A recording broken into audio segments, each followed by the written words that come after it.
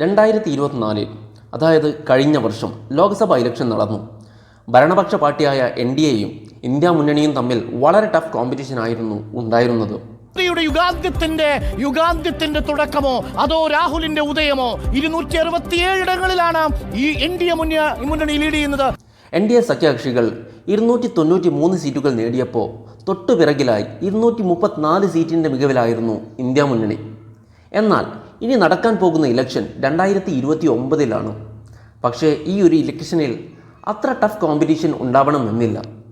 വെറും 4 അല്ലെങ്കിൽ 5 സ്റ്റേറ്റുകളിൽ മെജോറിറ്റി സീറ്റുകൾ കിട്ടിയാൽ ഏതൊരു പാർട്ടിക്കും ഇന്ത്യ ഭരിക്കാനാവും.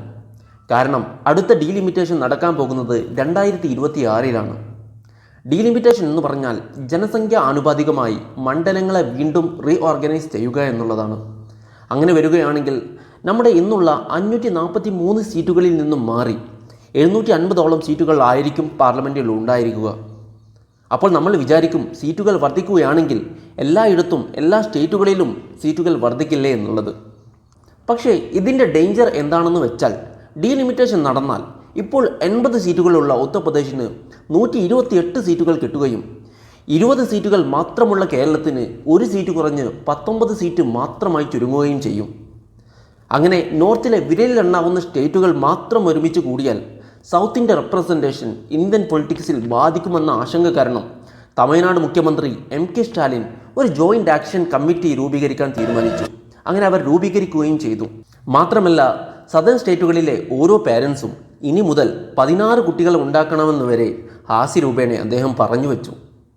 എന്നാൽ തമിഴ്നാട് മുഖ്യമന്ത്രി MK സ്റ്റാലിൻ പറഞ്ഞതുപോലെ ഡീലിമിറ്റേഷൻ ഇത്രത്തോളം ഭയക്കേണ്ടതുണ്ടോ? അതുപോലെ ഇന്ത്യ ഭരിക്കുന്ന NDA ഗവൺമെൻറ് എന്തുകൊണ്ടായിരിക്കാം വരാൻ പോകുന്ന ഡീലിമിറ്റേഷനെ ഇത്രത്തോളം സപ്പോർട്ട് ചെയ്യുന്നത്? Let's discuss. Welcome to UCMJ talks.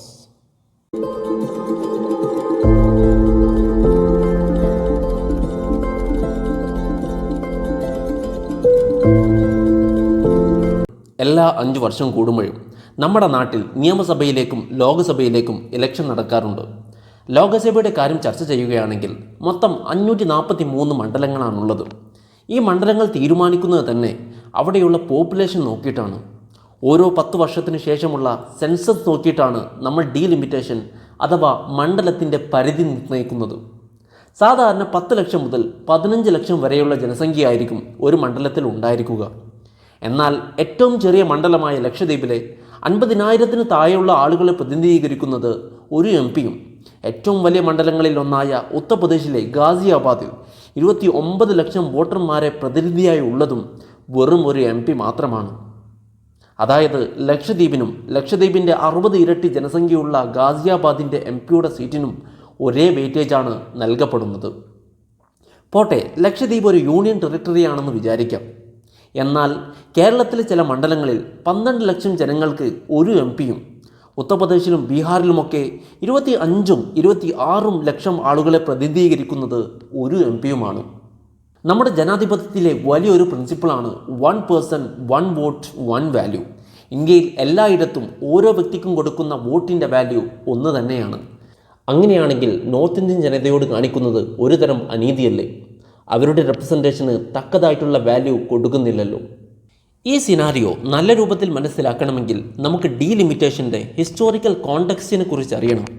എന്തുകൊണ്ടായിരിക്കും വ്യത്യസ്ത സ്റ്റേറ്റുകളിലെ മണ്ഡലങ്ങളിൽ വ്യത്യസ്ത പോപ്പുലേഷൻ ഉള്ളത് എന്നറിയണം.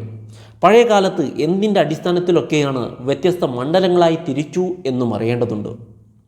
ഇതുവരെ ഡീലിമിറ്റേഷൻ നടന്നിരുന്നത് 4 വ്യത്യസ്ത സമയങ്ങളിലായിട്ടാണ്. ആദ്യമായി തന്നെ 1951 സെൻസസ് പ്രകാരമാണ് ആദ്യ ഡീലിമിറ്റേഷൻ നടക്കുന്നത്. അങ്ങനെ അതുവരെ ഉണ്ടായിരുന്ന 459 ലോക്സഭാ സീറ്റുകളിൽ നിന്നും 5 സീറ്റുകൾ വർദ്ധിപ്പിച്ച് 494 സീറ്റുകളാക്കി മാറ്റി.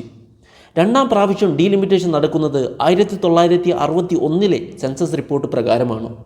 പക്ഷേ 1956 കേരളമടക്കം ഒരുപാട് സ്റ്റേറ്റുകൾ പിറന്നത് കാരണം 494 ലോക്സഭാ സീറ്റുകൾ ഉണ്ടായിരുന്നത് 522 സീറ്റുകളാക്കി വർദ്ധിപ്പിച്ചു. മൂന്നാമതായി ഡീലിമിറ്റേഷൻ നടക്കുന്നത് 1971 സെൻസസ് പ്രകാരമായിരുന്നു. ആ പ്രാവശ്യം ജനസംഖ്യാ വർധനവ് ഉണ്ടായത് കാരണം 522 സീറ്റുകൾ ഉണ്ടായിരുന്നത് 21 സീറ്റുകൾ വർദ്ധിപ്പിച്ച് 543 സീറ്റുകളാക്കി മാറ്റി. അത് കഴിഞ്ഞ് 4ാം ഡീലിമിറ്റേഷൻ 2002 നിലവിൽ വന്നു. പക്ഷേ ഈ പ്രാവശ്യം ജനസംഖ്യാ വർധന ഉണ്ടായെങ്കിലും സീറ്റുകൾ വർദ്ധിപ്പിച്ചില്ല. എന്തുകൊണ്ടായിരിക്കാം 1971 ശേഷം ഡീലിമിറ്റേഷൻ കമ്മിറ്റി സീറ്റുകൾ വർദ്ധിപ്പിക്കാതിരിക്കാൻ തീരുമാനിച്ചിരുന്നത്? ഇതിൻ്റെ ഉത്തരം കിട്ടണമെങ്കിൽ നമുക്ക് 1970കളിലേക്ക് സഞ്ചരിക്കേണ്ടി വരും. നമ്മുടെ രാജ്യത്ത് 1970 വരെ ജനസംഖ്യ അലാമിംഗ് ആയിട്ട് കൂടുന്നുണ്ടായിരുന്നു. അതുപ്രകാരം അവർക്കുള്ള ഭക്ഷണം, വിദ്യാഭ്യാസം, മറ്റ് റിസോഴ്സുകളെല്ലാം നമ്മുടെ രാജ്യം ഏർപ്പെടുത്തേണ്ടതുണ്ട്. കുറച്ചൊന്ന് പുറകോട്ട് പോയാൽ 1966-67 ബംഗാൾ ക്ഷാമം കാരണം 15 ലക്ഷത്തോളം ആളുകൾക്കാണ് ജീവൻ പൊലിഞ്ഞുപോയത്. പിന്നീട് 1972-73 കാലഘട്ടത്തിൽ മഹാരാഷ്ട്രയിലെ വരൾച്ച കാരണം 2 ലക്ഷത്തോളം ആളുകൾ പട്ടിണിയും രോഗവും കാരണം ജീവൻ നഷ്ടമായി. പറഞ്ഞു വരുന്നത് ഫുഡ് ഷോർട്ടേജ് വലിയൊരു പ്രശ്നമായിരുന്ന അവസ്ഥയിലൂടെയാണ് ഇന്ത്യ മുന്നോട്ട് പോയിരുന്നത്. ഈ സമയം നമ്മുടെ ഇന്ത്യ ഗവൺമെൻറ് ദാരിദ്ര്യ നിർമ്മാർജ്ജനത്തിനും ജനസംഖ്യാ നിയന്ത്രണത്തിനും വേണ്ടി പല മെത്തേഡുകൾ കൊണ്ടുവരാൻ തുടങ്ങി. അങ്ങനെ 1970 എത്തിയപ്പോഴേക്കും ചില സ്റ്റേറ്റുകൾ ജനസംഖ്യാ നിയന്ത്രണത്തിൻ്റെ പ്ലാനുകളുമായി മുന്നോട്ട് വന്നു. ഇത് വിജയകരമായി ഇംപ്ലിമെൻ്റ് ചെയ്യുന്നതിൽ ഏറ്റവും കൂടുതൽ വിജയിച്ചിരുന്നത് സൗത്ത് ഇന്ത്യൻ സ്റ്റേറ്റുകളായിരുന്നു. അങ്ങനെ അവർ അവരുടെ പോപ്പുലേഷൻ മെല്ലെ കുറച്ചു തുടങ്ങി. പക്ഷേ ഈ സമയം ജനസംഖ്യാ നിയന്ത്രണത്തെക്കുറിച്ച് നോർത്ത് ഇന്ത്യൻ സ്റ്റേറ്റുകൾ ചിന്തിച്ചിട്ട് പോലും ഉണ്ടായിരുന്നില്ല. അങ്ങനെ 1971 സെൻസസ് പ്രകാരം ജനസംഖ്യ നിയന്ത്രിച്ചവർക്ക് കുറഞ്ഞ സീറ്റുകളും ജനസംഖ്യ നിയന്ത്രിക്കാത്ത സ്റ്റേറ്റുകളുടെ സീറ്റുകളിൽ വർധന ഉണ്ടാവുകയും ചെയ്തു. അതായത് അതുവരെയുള്ള വലിയൊരു പ്രശ്നം ജനസംഖ്യാ വർധനമാണെന്ന് വിചാരിച്ച് പോപ്പുലേഷൻ നിയന്ത്രിക്കാൻ കഷ്ടപ്പെട്ടവർക്ക് പണി കിട്ടുന്ന രൂപത്തിലായി. അതായത് ലോകസഭയിൽ തെന്നിന്ത്യൻ റെപ്രസെൻറ്റേഷൻ കുറഞ്ഞു എന്നർത്ഥം. ഇവിടെ ജനസംഖ്യാ നിയന്ത്രണത്തിന് വേണ്ടി അഹോരാത്രം പരിശ്രമിച്ചവർക്ക് ശിക്ഷയാണ് കിട്ടിയത്. ഇത് കാരണം 1976 42ാം കോൺസ്റ്റിറ്റ്യൂഷണൽ അമെൻഡ്മെൻറ്റ് കൊണ്ടുവന്നു. അതിപ്രകാരം 2000 വരെ ഡീലിമിറ്റേഷൻ ഉണ്ടാവില്ല എന്നും 1971 സീറ്റുകൾ പ്രകാരം 543 സീറ്റുകൾ അതുപോലെ നിലനിർത്താനും തീരുമാനിച്ചു. പോരാത്തതിന് ജനസംഖ്യ നിയന്ത്രിക്കാത്ത സ്റ്റേറ്റുകളോട് നിയന്ത്രണത്തിനുള്ള പദ്ധതികൾ ആവിഷ്കരിക്കാനും നിർദ്ദേശിച്ചു. അങ്ങനെ വർഷം 30 പിന്നിട്ടു. 2001 സെൻസസ് റിപ്പോർട്ട് വന്നു. സദേൺ സ്റ്റേറ്റുകൾ പോപ്പുലേഷൻ നല്ല പോലെ കൺട്രോൾ ചെയ്തത് കാരണം ജനസംഖ്യയിൽ വീണ്ടും വലിയ ഇടിവുണ്ടായി. പക്ഷേ മുമ്പത്തെ പോലെ തന്നെ നോർത്ത് ഇന്ത്യൻ സ്റ്റേറ്റുകളുടെ പോപ്പുലേഷൻ വർദ്ധിച്ചു കൊണ്ടേയിരുന്നു.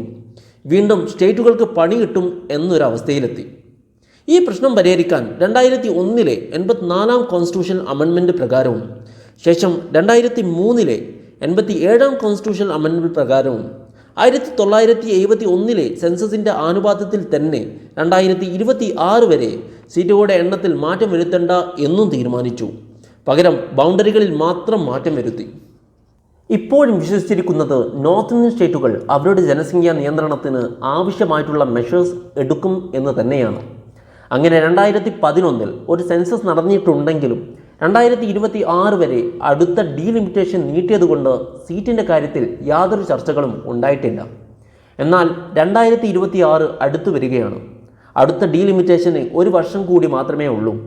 ഇനി ഡീലിമിറ്റേഷൻ പരിഗണിക്കുന്നത് 2021 സെൻസസിൻ്റെ അടിസ്ഥാനത്തിലാണ്. അതുപ്രകാരമാണ് സീറ്റുകളുടെ നിർണയവും ഉണ്ടാവുന്നത്. പക്ഷേ ഇവിടെ ഏറ്റവും വലിയൊരു പ്രശ്നമായിട്ടുള്ളത് 2021 കോവിഡ് കാരണം സെൻസസ് നടത്താൻ കഴിഞ്ഞിട്ടുമില്ല. എന്നാൽ അൺഒഫീഷ്യൽ റിപ്പോർട്ട് പ്രകാരം സൗത്ത് സ്റ്റേറ്റുകളുടെ പോപ്പുലേഷൻ 2001 അപേക്ഷിച്ച് ഗണ്യമായ രൂപത്തിൽ വീണ്ടും കുറഞ്ഞിരിക്കുകയാണ്. ജനങ്ങളും മാറി മാറി വരുന്ന സർക്കാരുകളും ചേർന്ന് ഒരുപാട് മെഷേഴ്സ് കൊണ്ടുവന്നു. വിദ്യാഭ്യാസത്തിനും വുമൺ എംപവർമെൻറ്റിനും കൂടുതൽ ഇമ്പോർട്ടൻസ് കൊടുത്തു. ശക്തമായ ഫാമിലി പ്ലാനിംഗ് എങ്ങനെ നടപ്പിലാക്കാം എന്നതിനെക്കുറിച്ചുള്ള അവബോധം ജനങ്ങൾക്ക് നൽകി. പോരാത്തതിന് അർബണൈസേഷനും സാമ്പത്തിക വളർച്ചയും കാരണം കുട്ടികൾ ഉണ്ടാക്കുന്നത് നിയന്ത്രിക്കാൻ ജനങ്ങൾ തീരുമാനിച്ചു. ഇത് കാരണം സദേൺ സ്റ്റേറ്റുകളുടെ പോപ്പുലേഷൻ വീണ്ടും കുറഞ്ഞുകൊണ്ടേയിരുന്നു. ഇനി സൗത്തിൻ്റെ പോപ്പുലേഷൻ എത്രത്തോളം കുറഞ്ഞു എന്നറിയണമെങ്കിൽ 1971 കേരളം, തമിഴ്നാട്, ആന്ധ്രാപ്രദേശ്, കർണാടക എന്നീ സംസ്ഥാനങ്ങളിലെ ജനസംഖ്യ എത്ര ശതമാനം എന്ന് നോക്കിയാൽ മതി. അന്നത്തെ റിപ്പോർട്ടുകൾ പ്രകാരം ഇന്ത്യൻ ജനസംഖ്യയുടെ 22% ഇവിടങ്ങളിലെ ടോട്ടൽ പോപ്പുലേഷൻ. 2011 സെൻസസ് പ്രകാരം 20%-ത്തേക്കാൾ ജനസംഖ്യ ഇടിഞ്ഞു. 2021 സെൻസസ് റിപ്പോർട്ടുകൾ പുറത്തു വരാത്തതുകൊണ്ട് എത്ര ശതമാനമായി വീണ്ടും കുറഞ്ഞു എന്നുള്ളത് അവ്യക്തമാണ്. ചാറ്റ് GPT കണക്കുകൾ പ്രകാരം 5 സൗത്ത് ഇന്ത്യൻ സംസ്ഥാനങ്ങളുടെയും ടോട്ടൽ പോപ്പുലേഷൻ വീണ്ടും കുറഞ്ഞ് 18% എന്നുള്ളതാണ്. നോക്കണം, 1971 22% ഉണ്ടായിരുന്ന നമ്മുടെ തെന്നിന്ത്യൻ പോപ്പുലേഷൻ 18% ഇടിഞ്ഞു.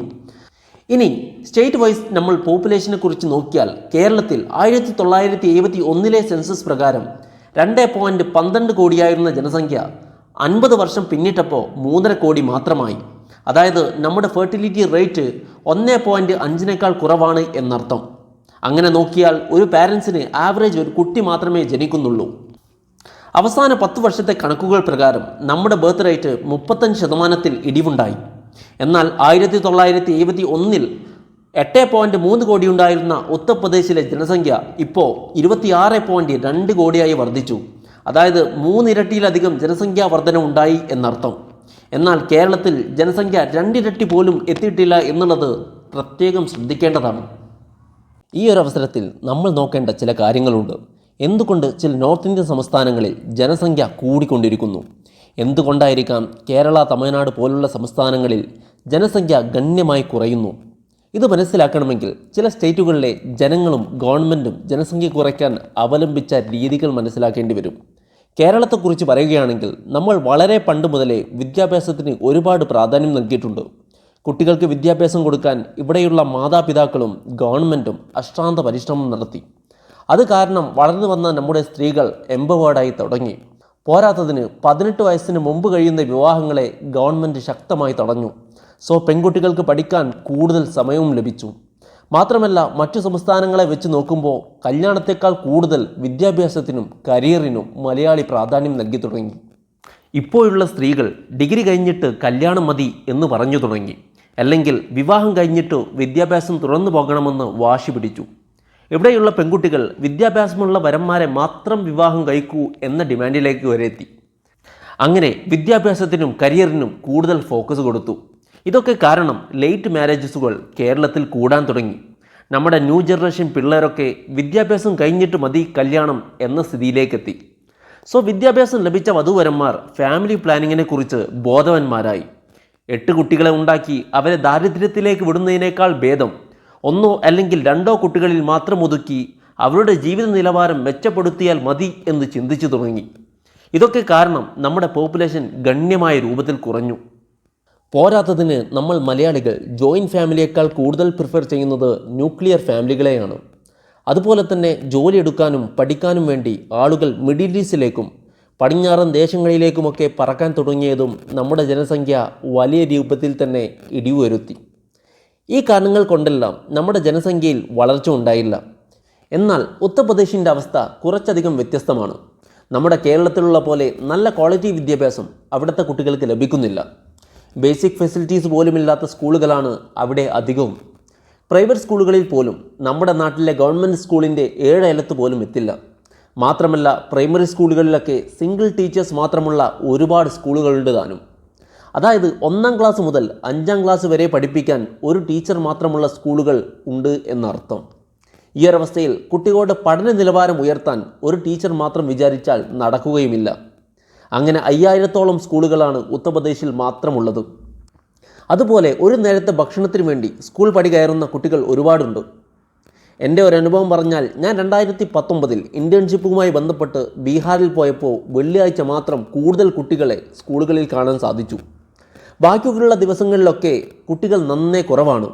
കാരണം എന്താണെന്ന് ചോദിച്ചപ്പോൾ അവിടുത്തെ പ്രധാന അധ്യാപകൻ പറഞ്ഞത് വെള്ളിയാഴ്ച പുഴുങ്ങിയ മുട്ട സ്കൂളിൽ കൊടുക്കുന്നുണ്ട്, അതുകൊണ്ട് കൂടുതൽ കുട്ടികൾ വെള്ളിയാഴ്ച മാത്രം സ്കൂളുകളിൽ വരുന്നു എന്നാണ്.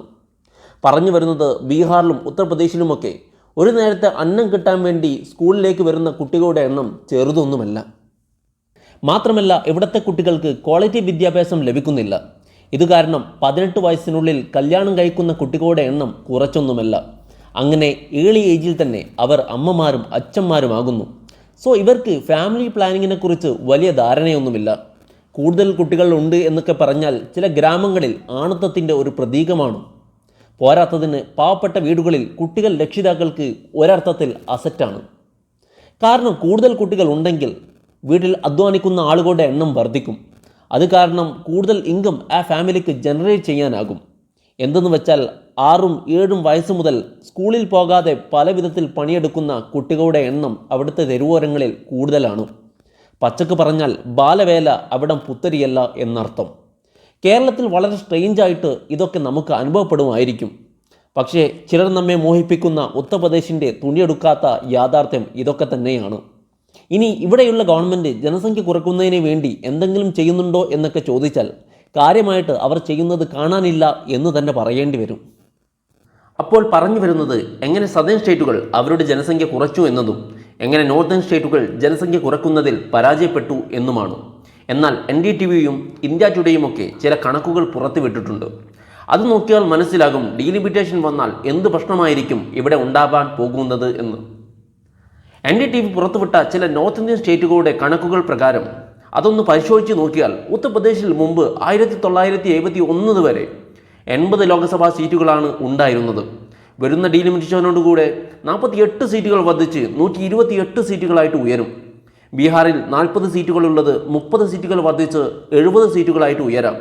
മധ്യപ്രദേശിലാണെങ്കിൽ 29 സീറ്റുകൾ ഉണ്ടായിരുന്നത് 18 സീറ്റുകൾ വർദ്ധിച്ച് 47 സീറ്റുകളായിട്ട് ഉയരും. രാജസ്ഥാനിൽ ഇപ്പോഴുള്ളത് 25 സീറ്റുകളാണ്. അവിടെ 19 സീറ്റുകൾ വർദ്ധിച്ച് 44 സീറ്റുകളായിട്ട് ഉയർന്നേക്കാം. ഈ കണക്കുകളൊക്കെ നമ്മെ സൂചിപ്പിക്കുന്നത് നോർത്ത് ഇന്ത്യൻ സ്റ്റേറ്റുകളിൽ എത്രത്തോളം അളവിൽ അവരുടെ മണ്ഡലങ്ങൾ വർദ്ധിക്കും എന്നുള്ളതാണ്. എന്നാൽ സദേൺ സ്റ്റേറ്റുകളിലെ NDTV പ്രകാരമുള്ള പഠന റിപ്പോർട്ടുകൾ നോക്കുമ്പോഴാണ് ഡീലിമിറ്റേഷന് പുറകിലുള്ള പ്രശ്നങ്ങൾ മനസ്സിലാവുന്നത്. കർണാടകയിൽ 1971 ഉണ്ടായിരുന്നത് 28 സീറ്റുകളായിരുന്നു. ആ സീറ്റുകളുടെ എണ്ണം വർദ്ധിച്ച് 36 സീറ്റുകളായിട്ട് മാറും. അതായത് കർണാടകയിൽ വെറും 8 സീറ്റുകൾ കൂടും എന്നർത്ഥം. ഇനി തെലങ്കാനയിലാണെങ്കിൽ ആദ്യമുണ്ടായിരുന്നത് 17 സീറ്റുകളായിരുന്നു. അവിടെ 3 സീറ്റുകൾ വർദ്ധിച്ച് 20 സീറ്റുകളായിട്ട് മാറാൻ സാധ്യതയുണ്ട്. ആന്ധ്രാപ്രദേശിലാണെങ്കിൽ 25 സീറ്റുകൾ ഉണ്ടായിരുന്നത് 3 സീറ്റുകൾ വർദ്ധിച്ച് 28 സീറ്റുകളായിട്ട് മാറുന്നതും കാണാം. ഇനി 39 സീറ്റുകൾ 1971 ഉണ്ടായിരുന്ന തമിഴ്നാട്ടിൽ 2 സീറ്റുകൾ വർദ്ധിച്ച് 41 സീറ്റുകളായിട്ട് ഉയരും. എന്നാൽ ഏറെ പരിതാപകരം കേരളത്തിൻ്റെ അവസ്ഥയാണ്. മുമ്പ് 20 സീറ്റുകൾ ഉണ്ടായിരുന്ന കേരളത്തിന് പുതിയ റിപ്പോർട്ടുകൾ പ്രകാരം 1 സീറ്റ് കുറഞ്ഞ് 19 സീറ്റുകളായിട്ട് മാത്രം ചുരുങ്ങും. ഇന്ത്യ ടുഡേയുടെ റിപ്പോർട്ട് പ്രകാരമാണെങ്കിൽ കേരളത്തിൻ്റെ അവസ്ഥ കൂടുതൽ പരിതാപകരമാകും. കാരണം ആകെ 20 സീറ്റുകൾ ഉണ്ടായിരുന്നത് 8 സീറ്റുകൾ കുറഞ്ഞ് 12 സീറ്റുകളായി കുറയാനാണ് സാധ്യത. ഈ റിപ്പോർട്ട് നോക്കിയാൽ മനസ്സിലാകും സദേൺ സ്റ്റേറ്റിൻ്റെയും നോർത്ത് സ്റ്റേറ്റിൻ്റെയും ഇടയിലുള്ള ജനസംഖ്യ അനുപാതം എത്രയെന്നും സദേൺ സ്റ്റേറ്റിൻ്റെ റെപ്രസെൻറ്റേഷൻ പാർലമെൻറ്റിൽ എത്രത്തോളം കുറയുമെന്നും. കേരളത്തിലെ TFR റേറ്റ്, അതായത് ടോട്ടൽ ഫെർട്ടിലിറ്റി റേറ്റ് 1988 തന്നെ 1.8 താഴെയാണ്. അത് കുറഞ്ഞ് 1.4 വരെ എത്തി. അതായത് ആവറേജ് ഒരു കപ്പിൾസിന് ഒരു കുട്ടി മാത്രമേ ഉണ്ടാകുന്നുള്ളൂ എന്നർത്ഥം. അതുപോലെ തമിഴ്നാട്, തെലങ്കാന, ആന്ധ്രാപ്രദേശ് എന്നീ സംസ്ഥാനങ്ങളിലും 1.6 താഴെയാണ് TFR റേറ്റ്. എന്നാൽ ബീഹാർ പോലെയുള്ള ചില സംസ്ഥാനങ്ങളിൽ TFR റേറ്റ് ഇപ്പോഴും 3 അതായത് ഒരു ഫാമിലിക്ക് അറ്റ്ലീസ്റ്റ് 3 കുട്ടികൾ ഉണ്ടാവാൻ സാധ്യതയുണ്ടെന്നാണ് അവരുടെ പോപ്പുലേഷൻ. ഈ ഒരു അവസരത്തിൽ 2026 ജനസംഖ്യാ അനുപാതത്തിൽ ഡീലിമിറ്റേഷൻ നടപ്പിലാക്കിയാൽ നോർത്ത് ഇന്ത്യൻ സ്റ്റേറ്റുകൾക്ക് ഫേവറാകുമെന്നാണ് സൗത്ത് ഇന്ത്യൻ സംസ്ഥാനങ്ങൾ വിശ്വസിക്കുന്നത്. ഒരു തരത്തിൽ പറഞ്ഞാൽ അവരുടെ ആവലാതി ശരിയാണ് താനും. എന്തെന്ന് വെച്ചാൽ നമ്മുടെ 5 സൗത്ത് ഇന്ത്യൻ സംസ്ഥാനങ്ങൾ ഒരുമിച്ച് കൂടിയാൽ ആകെ കിട്ടുന്നത് 144 പാർലമെൻ്ററി സീറ്റുകളാണ്. ഇപ്പുറത്ത് ഒരു ഉത്തർപ്രദേശും ബീഹാറും മാത്രം മതി. അവർക്ക് ലഭിക്കാൻ പോകുന്നത് 200-നടുത്ത് സീറ്റുകളാണ്. ഇതുപോലെ ചില 5 നോർത്ത് ഇന്ത്യൻ സംസ്ഥാനങ്ങൾ മാത്രം കൂടിയാൽ തന്നെ ഏതൊരു പാർട്ടിക്കും ഇന്ത്യ ഭരിക്കാനാകും. ഇനി ഇതുവരെ ലഭിച്ച റിപ്പോർട്ടുകളും പഠനങ്ങളും പരിശോധിച്ച് നോക്കിയാൽ തന്നെ നോർത്തും സൗത്തും തമ്മിലുള്ള ചിന്താഗതിയിലുള്ള വ്യത്യാസം വരെ നമുക്ക് കാണാൻ പറ്റും. നമ്മുടെ സദേൺ സ്റ്റേറ്റുകളിലൊക്കെ ഇലക്ഷൻ സമയത്ത് കൂടുതലായിട്ടും ചർച്ചയാവുന്നത് GDP, പണപ്പെരുപ്പം, പവർട്ടി, വിദ്യാഭ്യാസം, ആരോഗ്യം എന്നിവയെക്കുറിച്ചാണെങ്കിൽ നോർത്ത് ഇന്ത്യയിൽ അവസ്ഥ മറിച്ചാണ്. അവിടെ തികച്ചും മതവികാരം ഉണർത്തുന്ന രീതിയിലായിരിക്കും ഇലക്ഷൻ പ്രചാരണങ്ങൾ ഉണ്ടായിരിക്കുക. ഈവൻ നമ്മുടെ പ്രധാനമന്ത്രി മോദിജി പോലും കഴിഞ്ഞ ഇലക്ഷൻ സമയത്ത് വർഗീയത പറഞ്ഞു എന്നുള്ളത് നമ്മൾ എത്രത്തോളം മോശമായ അവസ്ഥയിലൂടെയാണ് കടന്നു പോകുന്നത് എന്ന് മനസ്സിലാവുന്നതാണ്.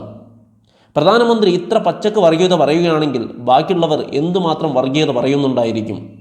ഈ അടുത്ത് K. സുരേന്ദ്രൻ വരെ പറയുകയുണ്ടായി കമ്മ്യൂണൽ പോളറൈസേഷൻ ഇല്ലാതെ BJPക്ക് ഇന്ത്യ ഭരിക്കാനാവില്ല എന്ന്. നോർത്ത് ഇന്ത്യൻ സംസ്ഥാനങ്ങൾക്ക് ഡോമിനൻസ് കൂടിയാൽ ഇതുപോലെയുള്ള കമ്മ്യൂണൽ ചിന്തകളായിരിക്കും പാർലമെൻറ്റിൽ കൂടുതൽ ചർച്ച ചെയ്യപ്പെടുന്നത്. സാധാരണ നോർത്ത് ഇന്ത്യൻ സംസ്ഥാനങ്ങളുടെ ആവശ്യങ്ങളിൽ നിന്നും തെന്നിന്ത്യൻ പ്രദേശങ്ങളുടെ ആവശ്യങ്ങൾ വളരെ വ്യത്യാസമാണ്.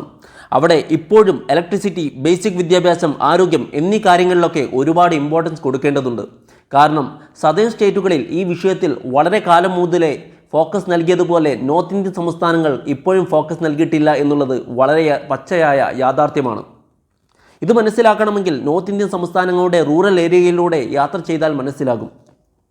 ഇങ്ങനെ ചിന്താഗതിയിലും വളർച്ചയിലും രാഷ്ട്രീയപരമായുമൊക്കെ വ്യത്യാസമുണ്ടായതുകൊണ്ടാണ് തെന്നിന്ത്യൻ പൊളിറ്റിക്കൽ ലീഡേഴ്സ് വരാൻ പോകുന്ന ഡീലിമിറ്റേഷനെ നഖശിഖാന്തം എതിർക്കാൻ തീരുമാനിച്ചിരിക്കുന്നത്. ഇത് കാരണമായാണ് തമിഴ്നാട് മുഖ്യമന്ത്രി MK സ്റ്റാലിൻ്റെ നേതൃത്വത്തിൽ ഡീലിമിറ്റേഷനെതിരെ ഒരു ജോയിൻറ്റ് ആക്ഷൻ കമ്മിറ്റി അവർ രൂപീകരിച്ചത്. കേരള മുഖ്യമന്ത്രി പിണറായി വിജയനും കർണാടക മുഖ്യമന്ത്രി സിദ്ധരാമയ്യയും തെലങ്കാന മുഖ്യമന്ത്രി രേവേന്ദ്ര റെഡ്ഡിയുമൊക്കെ സ്റ്റാലിൻ്റെ നേതൃത്വത്തിലുള്ള ജോയിൻറ്റ് ആക്ഷൻ കമ്മിറ്റിയെ പൂർണ്ണ സപ്പോർട്ടുമായി മുന്നോട്ട് വന്നു. കാരണം ജനസംഖ്യാ നിയന്ത്രണത്തിന് വേണ്ടി ചില സംസ്ഥാനങ്ങൾ വളരെ എക്സ്ട്രീം മെഷേഴ്സ് വരെ എടുത്തിരുന്നു. തെലങ്കാനയിലും ആന്ധ്രാപ്രദേശിലുമൊക്കെ 2 കുട്ടികളിൽ കൂടുതലുള്ള വ്യക്തികൾക്ക് ലോക്കൽ ഇലക്ഷനിൽ സ്ഥാനാർത്ഥിയായി നിൽക്കാൻ പറ്റില്ല എന്ന വളരെ എക്സ്ട്രീം നിയമം വരെ അവർ പാസ്സാക്കിയിരുന്നു.